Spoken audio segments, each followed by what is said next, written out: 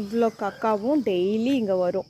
எங்கள் அங்கிள் காலையிலையும் சாயந்தரமும் கம்பல்சரி இதுங்களுக்கெல்லாம் சாதம் சூடாக வச்சு தயிர் மிக்ஸ் பண்ணி சாதம் போடுவார்.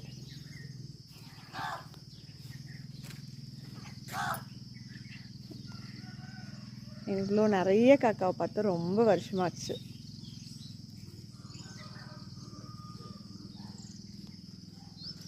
அங்கே மயிலுக்காக அரிசி போட்டுட்டு வந்திருக்காங்க.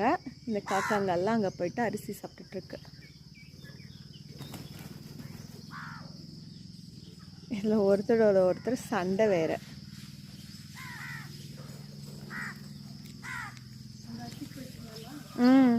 அது மயிலுக்காக போட்ட அரிசி இவங்க போயிட்டாங்க.